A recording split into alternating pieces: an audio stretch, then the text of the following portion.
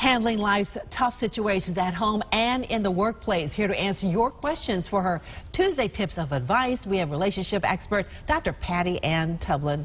It's great to always have you here with us. Good morning. All right, let's take our first question, shall we? And this one comes from Tommy in Bethlehem. He says, I just received 2 job offerings and I don't know which one to accept. They are for the same exact salary. Wow, 2 offers. Congratulations, Tommy. Everybody should have such a problem. That's right. Great. So if they're the same salary, so we can take the finance off the table. He didn't say anything about benefits. I'd like to know what the benefits were, but let's assume they're comparable. So here is a great way to pick a job regardless of the salary anyway. Ask yourself these questions. What is the company culture?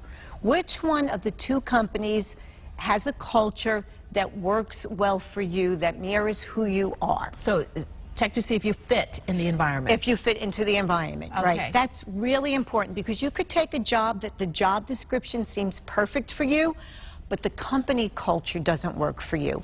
Really, really important. Should they also think about perhaps upward mobility? They also should, right. One of the other things to think about is, does the company offer you the opportunity to grow both personally and professionally? And there's a lot of different ways they can do that. They can do that in-house training, out-house training. They can give you a tuition reimbursement or seminar certifications. Very, very important because chances are this job will not be your last job. And then finally, and this is really important too, does the company express and share values that reflect your own? Is there a give back aspect, especially for the millennials, the younger people today? They really want a company that promotes goodwill for the community, and I think that's great. What about gut feeling? Just that gut feeling.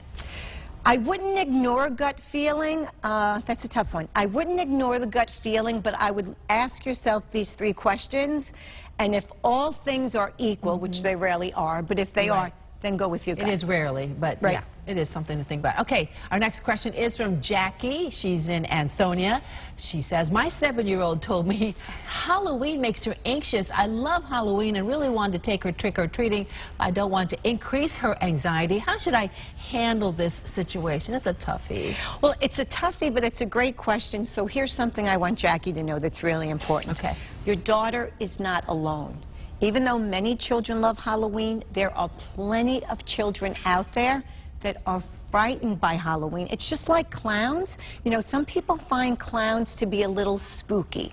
So first of all, be rest assured there's nothing wrong with your daughter for being scared of Halloween and making them anxious.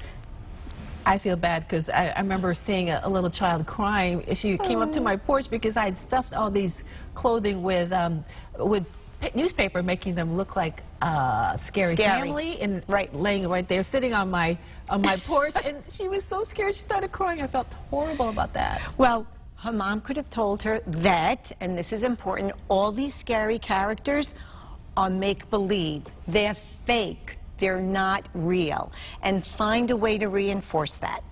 Wow. Right? The scary pumpkin is not real. It's based on a real pumpkin. You hear scary music. Right. So that's important. Let them know it's fantasy, it's make-believe, it's not fake.